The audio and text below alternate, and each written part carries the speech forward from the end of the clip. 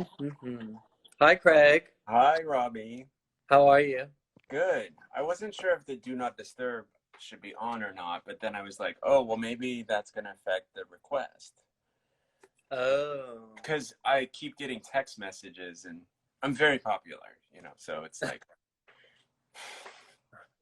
how are you, you buddy? good? I feel it's so strange because for those most people don't know, Craig is right down the street from me. So I'm literally like a 3-minute walk. yeah, I, I feel like I'm going through withdrawal. I haven't seen you in like a week. I know. We'll have to go for a walk or something. Yeah.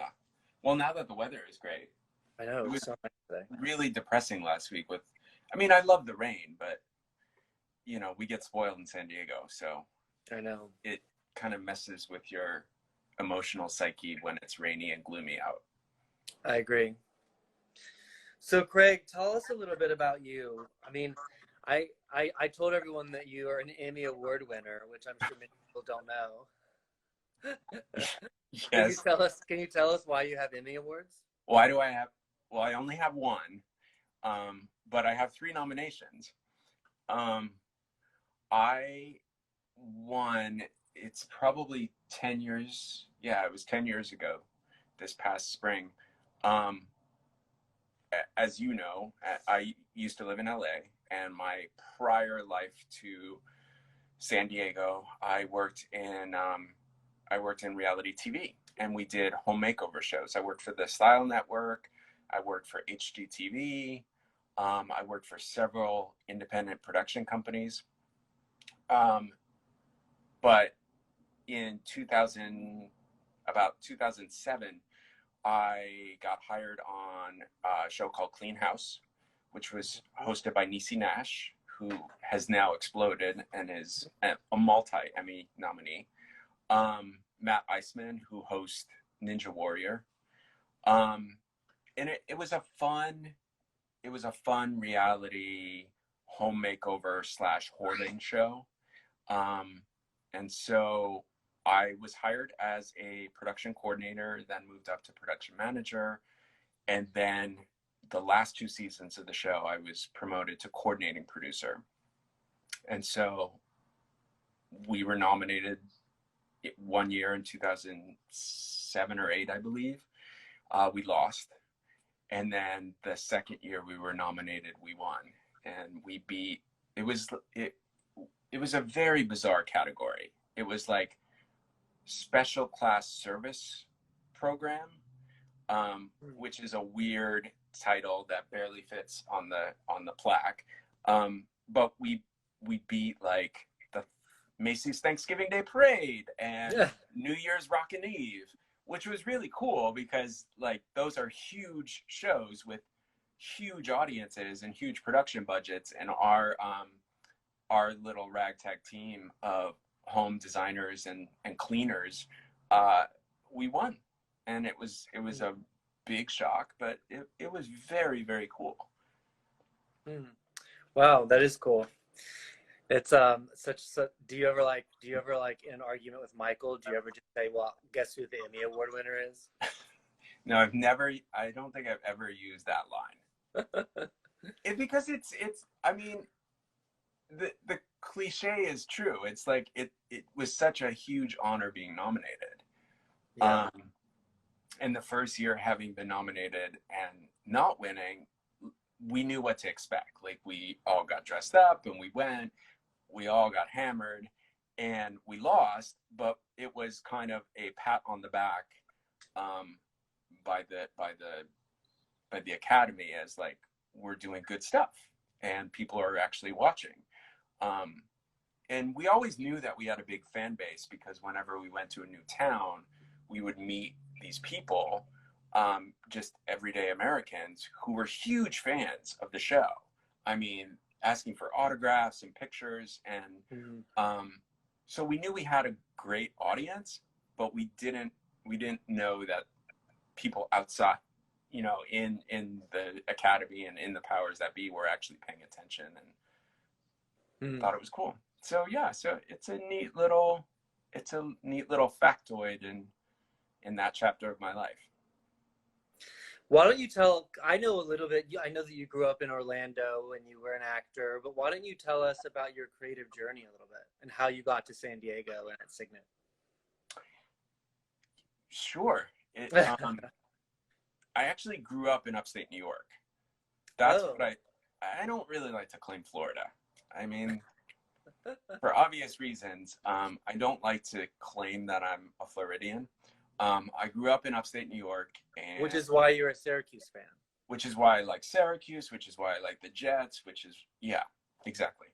Um, and so when I was about 14-ish, my entire family, I'm talking grandparents, everybody, aunts, uncles, everybody relocated to Florida because it was where people went to retire, and the weather was considerably better, and the job opportunities were better. My whole family was very blue collar, and so we loaded up in a U-Haul and a station wagon and caravan from upstate New York to Orlando, and we got there, and I got into school, and I really did not like it. Like that, I hated Orlando. I hated the school. Um, and it wasn't until about junior year of high school did I really kind of stop fighting, stop resisting it, and just meet people and put myself out there. And I got into theater. I got into the drama program in high school, and I just all my all my neuroses seemed to calm down because I was no longer the odd outcast. I had like-minded people that I was meeting, and um, I like big eccentric personalities. I think that's a personality that I gravitate towards because it's so polar opposite to me. And so I met all these crazy, um, very eccentric, creative people in high school in Florida, of all places. And I thought, well, this is interesting. I didn't know that those people lived here. And I went to college there. I went to Rollins College, which is a fantastic liberal arts program with a great theater program. And I got a scholarship for performance, and I had the time of my life there. I, you know, made friends that I'm friends with to this day, lifelong brothers and sisters, and it just the wheels just started turning. I was like, this is what I like. This is what I'm most comfortable doing. This is what I like to do. Um, I loved, I just loved the creative output, and I loved the band of outcasts that theater was. And so then after graduation, um, three buddies and we again, very cyclical, took a U-Haul and drove back up to New York City, and we shared an apartment that we had to move into at 1 a.m. because we were not supposed to be moving in on the residence elevator, and so we were sneaking our what stuff we did have into the residence elevator, and we paid off the doorman. And so we moved in, and my two roommates went to the Circle in the Square program. I did not get in, and was a little bitter and a little like, this is now what do I do? And so that first year it kind of stung, and then I got a job at the drama bookshop when it was still in Times Square, and that was just amazing because just doing retail there, I met like all these unbelievable playwrights who were coming in to do signings. Like I met Wendy Wasserstein and Terrence McNally and Wilson. Like, it was blowing my mind that these people were just normal New Yorkers who were just there trying to sell their book, you know? So I did that for a while, and then got a job with this small off-Broadway company called the Blue Light Theater Company, which was founded by Greg Naughton, James Naughton's son. Mm. And we were doing really kind of avant-garde adaptations of classics. Like we did this really post-apocalyptic Oedipus with Billy Crudup and Fran McDormand. Wow. And we did The Seagull with Maria Tucci and Austin Pendleton. Wow. And so, and I was working the GM's office at that time. So it was a little bit, there were only 5 of us, I think. So it was a crash course in marketing, in company management, in producing. And I learned a lot there. I learned a lot. And then I went and did an internship at Manhattan Theater Club. But I got my equity card. I replaced the ASM on the first the National Tour of Fame, the musical in the high school. Mm-hmm. And so but by that point, I was working at Martini Entertainment. I had left Blue Light and went to this GM's office who did all these national tours. And so it was there that journey continued, but then started segueing into stage management because they had turned me equity. And I had a great loyalty and relationship with the people at that office. And so it was a really cool, exciting office. And at the time, it's a typical job, you know? At the time, it was like a grind of, I haven't had a day off in 3 weeks, and oh, I gotta go and wait for the train to take downtown to hand out paychecks, or oh, I gotta go to the box office and pick up the reports. So there were definitely moments where I forgot how lucky I was and the people I was getting to work with and the experiences that I was having. I kind of forgot that. I started to become, oh, well, it's just a job. And then I feel like I'm rambling. Am I rambling? No. I'm following everything you're saying. And then 9/11 happened. And very similar to what we're going through now. I mean, it's very different situations, but for the theatrical business, there are so many similarities. We were out on the road with Fame, and there was no Amtrak, there was no cell phones, there was no FedEx, there was nothing. So we froze the tours, and I just started thinking, I was like, I don't know that New York is the right place for me. And at the time, everybody was going through their own catharsis and dealing with 9/11 and dealing with the uncertainty of the business. And I just, in that year, I decided I had had enough, and I needed a change, and I needed to see if the passion for theater that I had found when I was in college was still there, or if it had somehow translated into a job, just a 9-to-5, making ends meet kind of situation, or if the passion was still there. I wasn't sure. So I moved, I took a gamble and I moved to LA, and I just had a few friends here. I didn't have any job, apartment, I didn't have anything. And a good friend of mine hooked me up with Dick Clark Productions, who at the time was doing a lot of live event type shows, the American Music Awards and New Year's Rockin' Eve and stuff like that.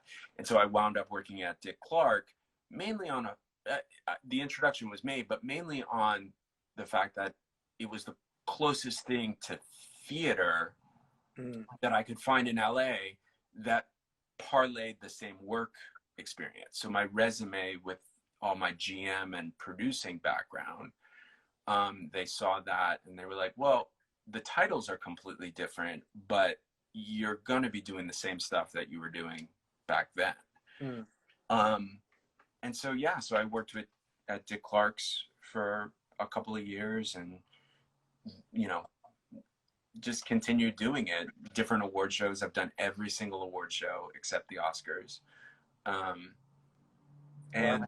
and then I got into the home makeover field because a friend of mine who was at Dick Clark, who had left to go to a production company, and I went shortly after him. And so, yeah, so then I got into the reality TV Cleaning house. home makeover thing, and 2.5 years after that, I had an Emmy. And so how did you get to San Diego? Michael was involved in that, right? Yeah, Michael was a big part of that. I mean, San Diego happened because, I mean, I had been down to San Diego, living in LA, I had been to San Diego a few times, and we actually had done 2 houses here for Clean House.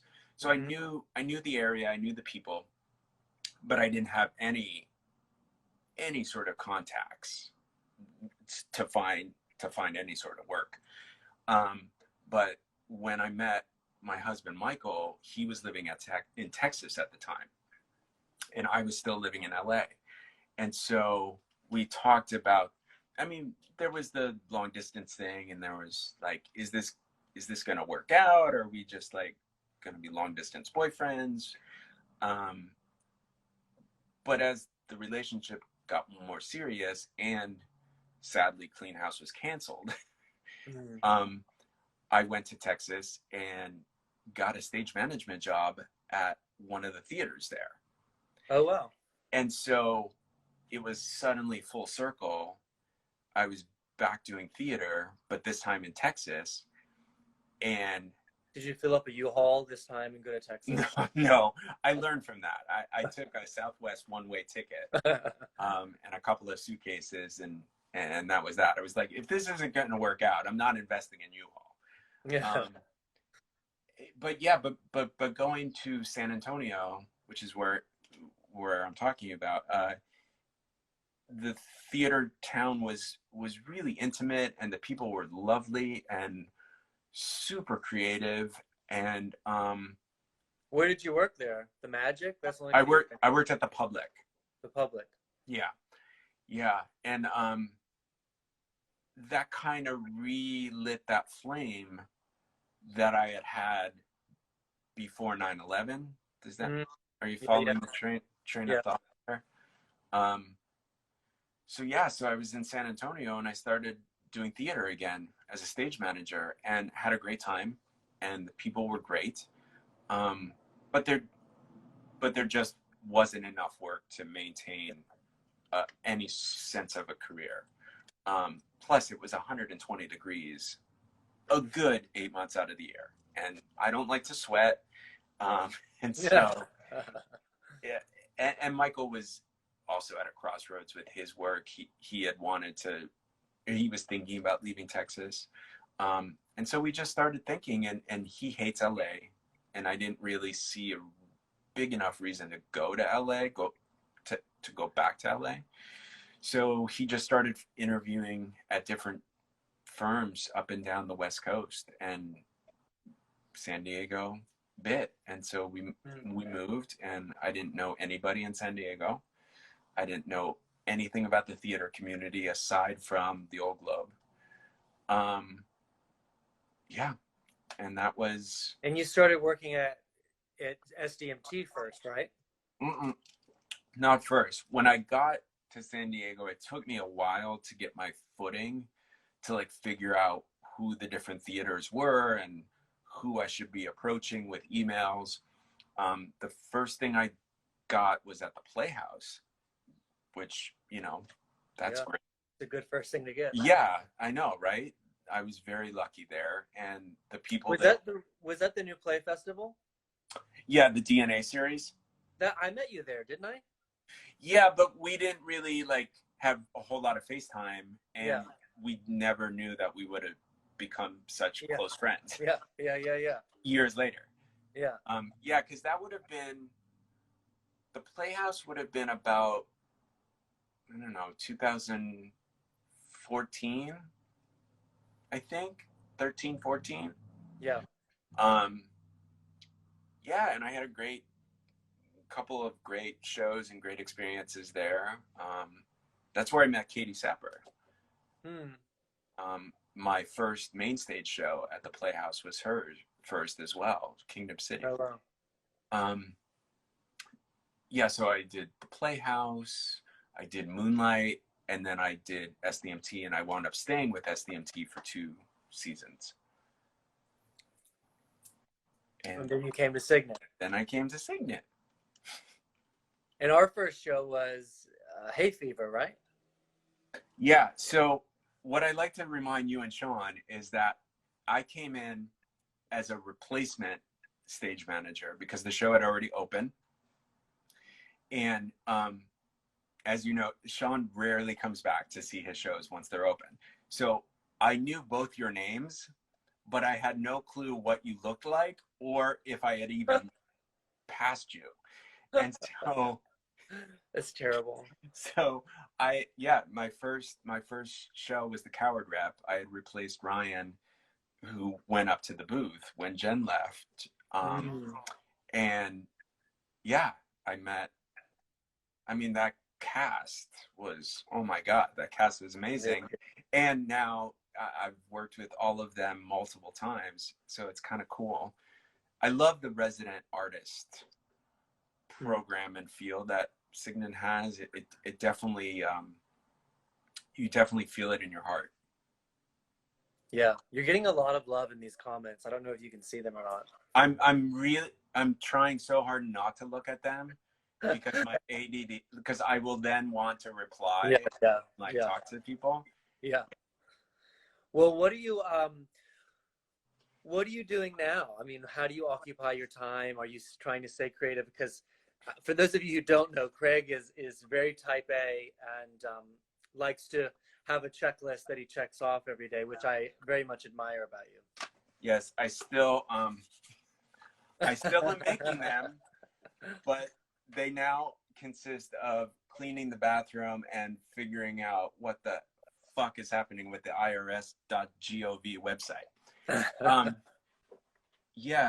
What am I doing now? I'm trying to stay as sane as possible. I mean, like you said, I'm at my best when I have a plan and I have an agenda and I can move through that agenda and accomplish tasks and help people problem solve. And since this shutdown, all of that, it's like a big timeout, and it's really messed with my head, to be honest. But it's probably good therapy because I have control issues, and I take everything to heart, and I want everything to be an A+. I mean, even when I was in school, that was the situation. I was the kid that was upset if they got a B. Yeah. And not in a bratty way, because I would never tell anybody, but that personality of like, everything has to be perfect. All the ducks need to be in a row. All that's out the window now, and you don't know, and I don't know, and that is very frustrating. So I'm trying to stay busy with cleaning and cooking and drinking. I've been doing a lot of reading, which is kind of a task for me because my mind moves so fast. So I've been reading a lot of scripts. Do you have a favorite? A favorite recent script? Yeah, you've read. I just read The Paris Letter, the John Robin Bates play, which is not new, but he's a playwright that I like, and it was a show that kind of slipped through the cracks on me. And I read it, and I really, really like it. I really like it. And I I'll have to borrow it. What's that? I'll have to borrow it from you. Yeah, I have like five here, and I'm once probably later this week I'm gonna start The Sound Inside, which I kind of texted you about, Oh, which is the Adam. the Adam Rapp play. It's one of the plays that was on Broadway that got shut down Mm. um, after three some performances. I think it was only they hadn't even opened yet. Um, yeah, so I'm just reading. I'm trying to do a little bit of volunteer work and helping people out who can't, get out of the house or run errands for themselves. Mm. Just just so I'm busy. Yeah, yeah, I'm yeah. not good with my own thoughts. Um, how do you think? I mean, we've talked about this a little bit, but how do you think? What do you think is going to happen when the doors reopen again? How do you think theater making will have to shift? Um, well, I think it's twofold. Um, the first part is fear based, and I fear that we will have lost a certain segment of our audience and even our artistic community, Mm. um, that for one reason or another just couldn't sustain this downtime. So I worry that people will find other jobs and move away and find different career paths and stuff like that. That's from a selfish artistic, like, i I want to keep our designer, actor, director, stage manager friends here in town. I want to keep them working, but I worry that there may not be enough work for all of us to go around. So there's that. But the to answer your question more specific, I think everyone's going to have to take a step back and downsize and rebuild from the ground up. Like, what are the important elements that we have to have for a production? And each production will be different.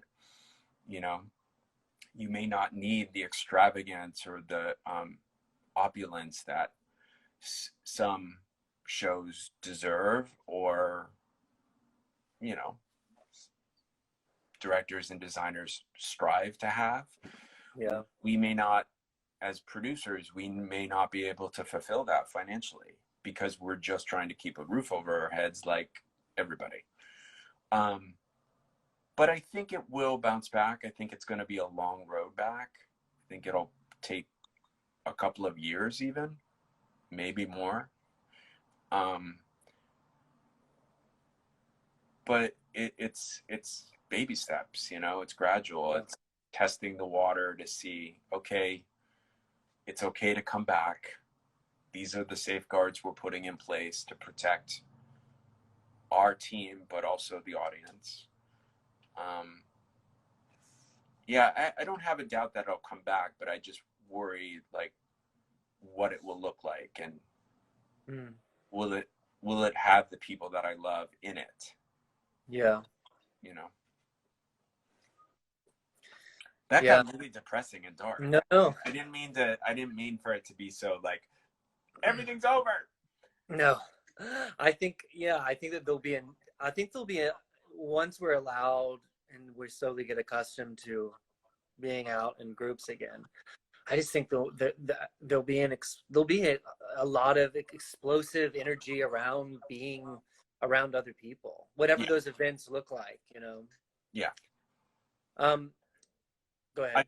I think, for our community, for our local San Diego community, I think we're going to have to really pay attention to where the needle is at when it comes to Broadway, certainly, but also the big regional theaters throughout the country.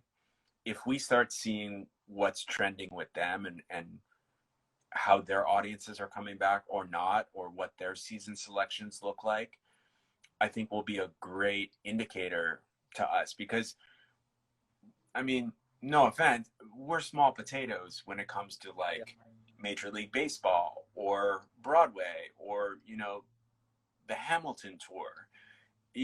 Those are the big money makers that employ thousands of people and have audiences of thousands of people, those are the things that watch to see when are they getting back in the pool and how is it going for them, and learning from that, being astute enough to listen and to see what's happening with them and follow the course. To switch gears for a second, because I think most people watching this know or they can guess what a stage manager's job entails, but most people don't know what a production manager is. No. Will you tell us what your job is, what your day-to-day is? Yeah.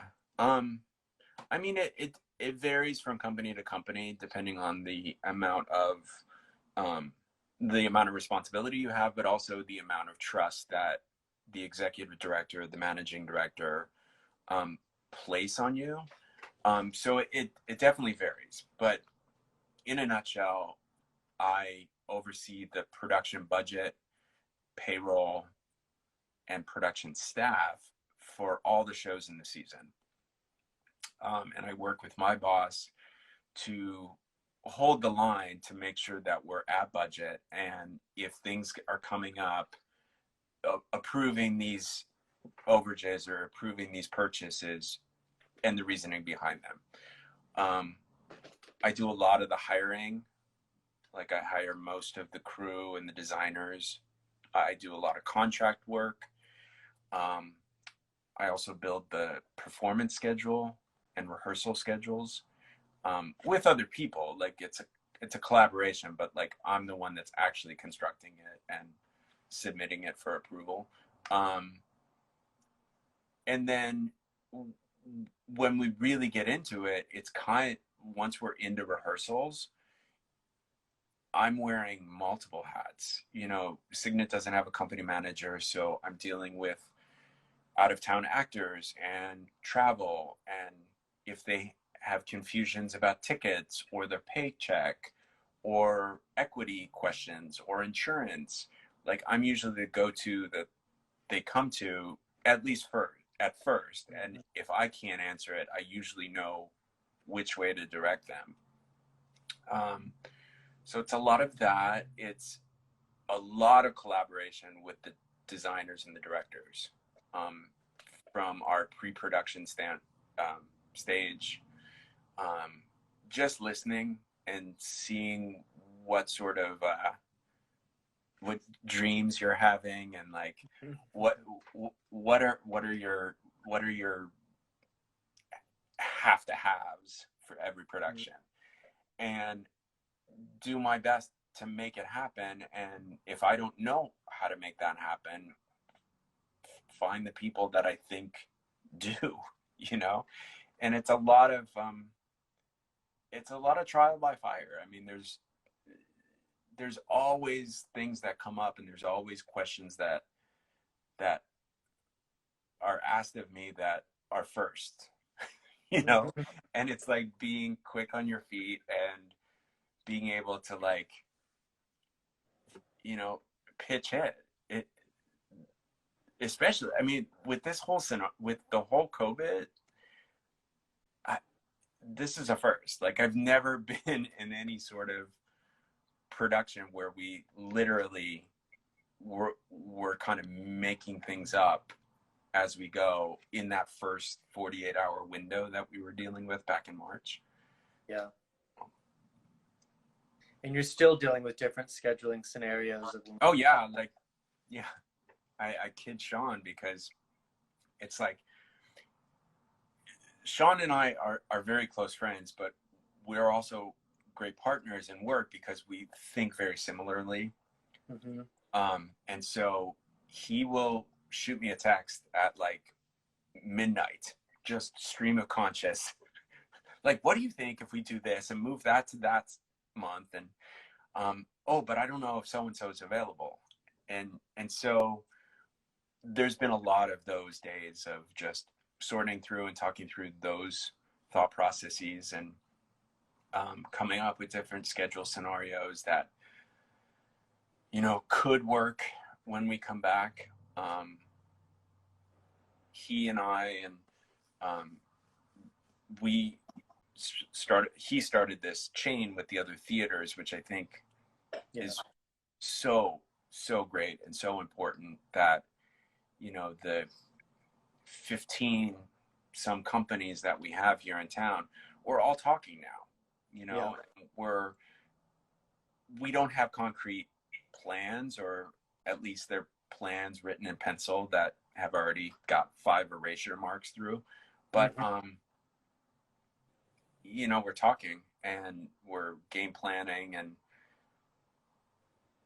a lot of like, how do we encourage the audience to come back, and when is the audience feeling comfortable? I think they're working on a survey that they're going to send out to patrons that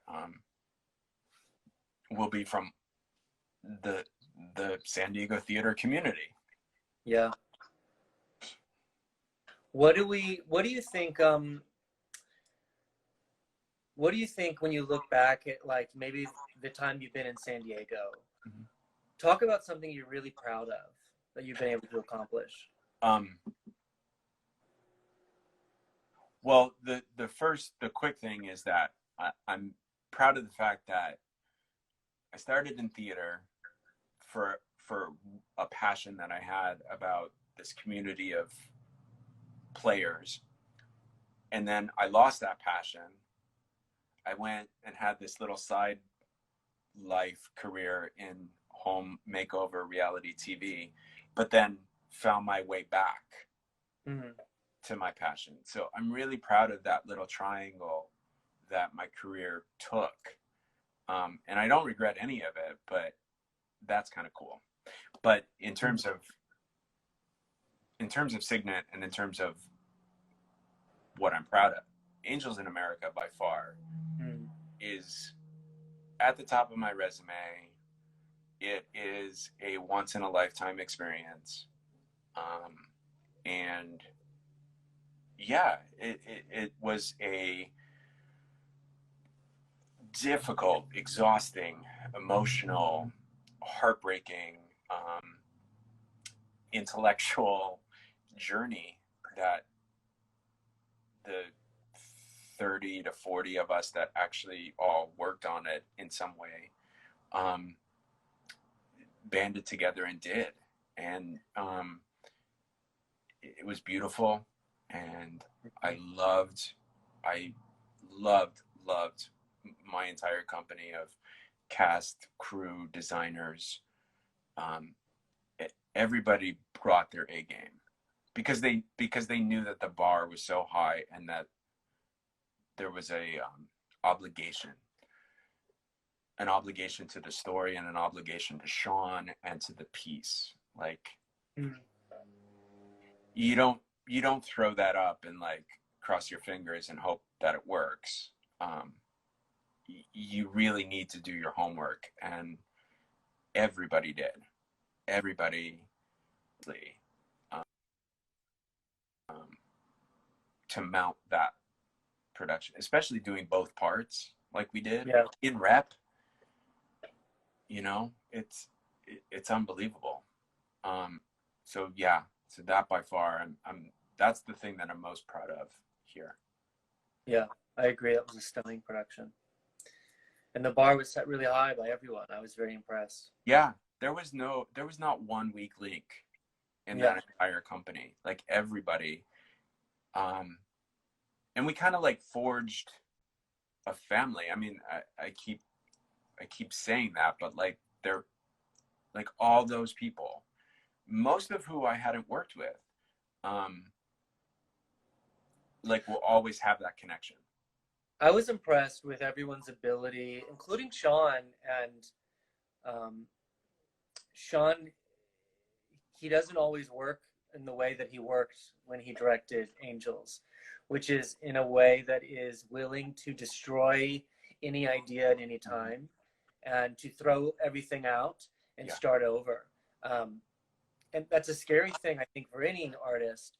But living in that space, it can be freeing, and it opens up so much possibility. And to see that kind of wave infiltrate all the creatives, down to like being in tech and turning to Blake, designing the projections, these beautiful, gorgeous projections, and going, we have to throw it all out and you got to start over. Yeah. Because it's too distracting. Yeah. And I think having the being willing to do that, I think everyone knew because of it. They were all working towards a beautiful mutual goal. Yeah, and there was so much love in the room. I mean, yes, those moments and those conversations are tough and awkward, and you know, but there's love and support that we all have each other's back, you know, and even if you didn't think that was the right decision, you supported Sean because you trust the trust was there, you know. Yeah. And trust is something that is earned over time. It's not something that you walk in the room cold and just hand over. Yeah, it was a great team. Someone texted me to ask you a question, and I actually am curious about it too. Do you have any interest in being a generative artist, like an actor or designer or director? You mean again? Because I knew you used to be an actor. Currently, right now, like with this. Do you ever want to act again? Do you ever want to? Yeah, I do. You do? It's something that I've actually thought about a few times since coming back to Cygnet, because I see that it works. It seems to work more smooth here than in other places where, you know, you wear multiple titles, or that you can be an actor and also, you know, an operations manager. You can be an actor and you can also be the artistic director. You can be an actor. You could also do this. So I see that it's working. So I know that it can work. But it would 100% depend on the project, and it would have to be something that I think I would have fun doing, that would force me to turn everything off and only focus and be present in the room for the rehearsal and not think about the myriad other responsibilities that I have typically. So it would have to be a project that I really loved, with a director that I love, that would allow me to do that, because I wouldn't want to do it half-ass. Right. Like, I wouldn't want to do it as a joke. You know what I mean? I wouldn't want to do it just to be like, hey guys, look at me. Novelty of Craig. Yeah, the novelty of it. Like, I'd want to do it. I want to earn it on my own accord. And I don't know. I don't know if it'll happen, or if the project I even know what the project is. Yeah. Who asked that? I want to know. An actor. In town. Mm-hmm. I don't know. I'll tell you later. Okay. If anyone has any questions for Craig, feel free to write them in as we keep talking. How did you find an item for show and tell? Yeah. Well, I was going to show you the Emmy, but that was like, I mean, that's kind of cheesy because we just talked about it. And it's like, people are done with that story. So that story's over. This is not an Emmy, but this was, this is a little trophy that I won in high school. When we were graduating, I was most talented male. It's like, wow. But what got me there was, like, we talked about growing up in, you know, in high school in Orlando. I had a kind of a tough time with it, and it wasn't until I got into drama and I met these people, and I was figuring out what theater was, and like I could be myself, and it was really exciting. And I had two great drama teachers who saw something in me and who guided me, and sort of, I mean, set me on this whole course that we just talked about at the beginning. So this is my little trophy that told me maybe this path is right. Will you show us the Emmy? Melinda's asking to see it. Yes. He rolled his eyes. To prove that it's not a lie. Hey!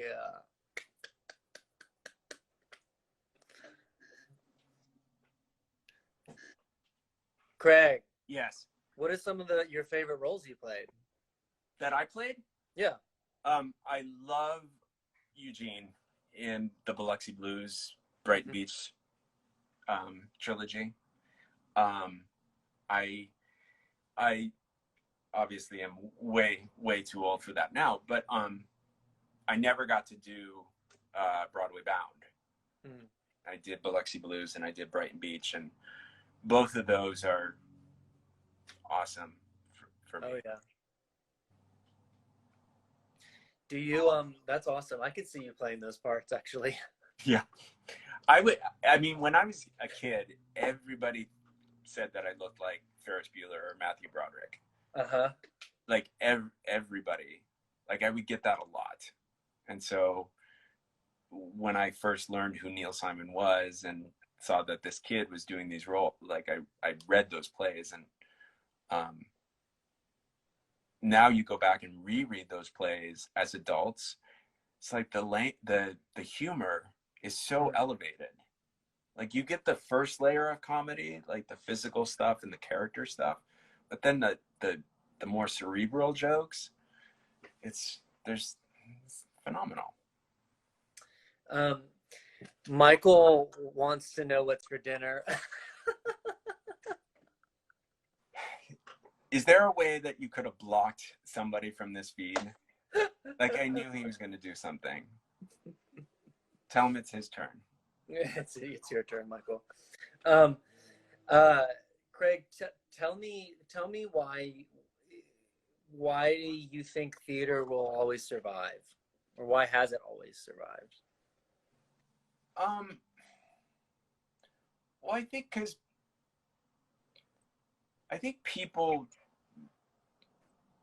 people by nature want to be together.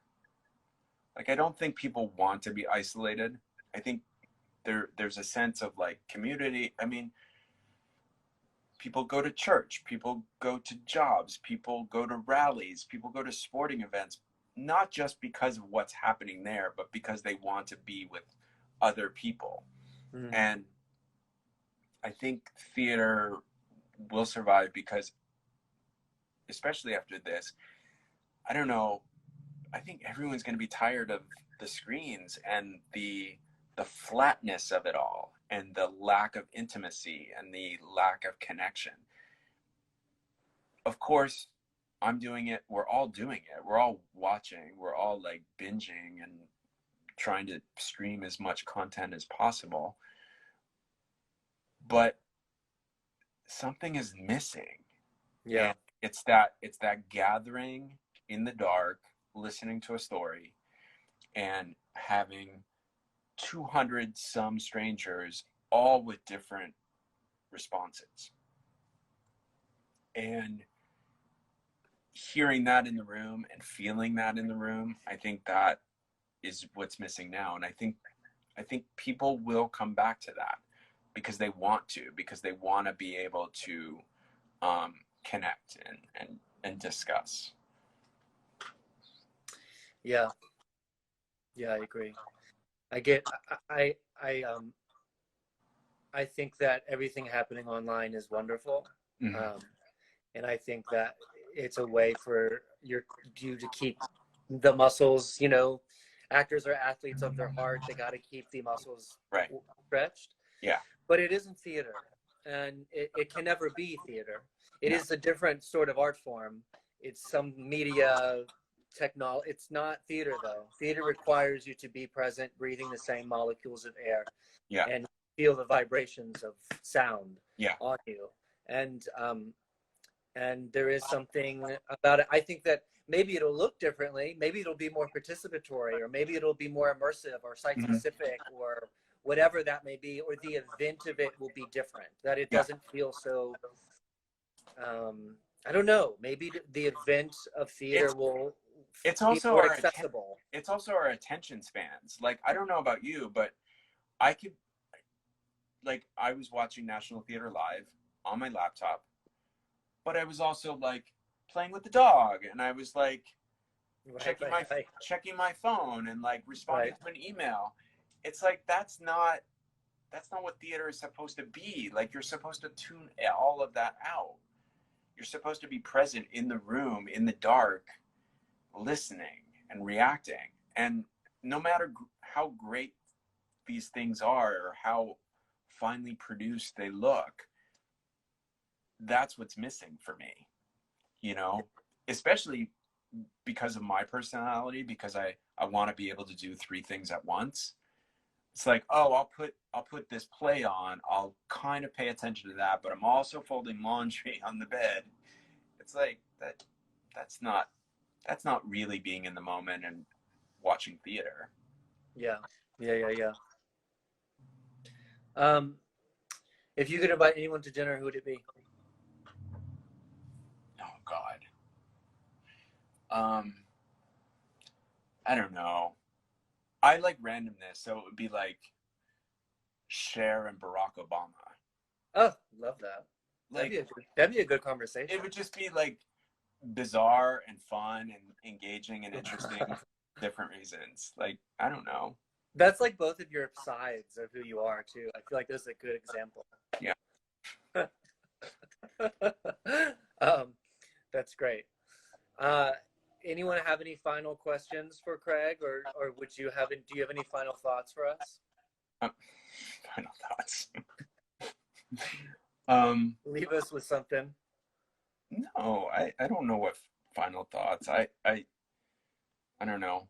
I do feel good that we're kind of all in this together at the same moment, you know, because it's unlike any other time, and we've all had down spouts in our career, and we've all been laid off, and we've all had shows cancel, but it's like we're dealing with that, but the rest of the world's continuing, and the rest of our friends are working and posting about their opening night and all of that going on, and they're for the first time ever, to my knowledge, everybody is in the same situation. They may be dealing with it differently, but so we got to take some sort of solace in that. Yeah. You know, Craig, of all the people I've interviewed, I've not received as many shout outs from people telling you how much they love you. Oh. You are a well-loved person in this community. So we all love you, everybody. I'll see you soon. Let's go on a walk with Lucy. Yes, please. Since we can't see a Padres game, we got to do something outside. Have you been watching The Last Dance? The Last Dance? Michael Jordan, the Bulls. Oh, no. Oh, it's pretty good. Is it? Yeah, I watched. Michael's been watching all of the Padre greatest games ever, which are on Fox Sports. Like, I'm like, why? Like, I don't even know any of these people, so my investment in these players are nil, and I'm finding fault with like their camera work, and it's like, oh, this isn't HD. Yeah. All right, my friend. I love you. Love you too. Talk to you soon.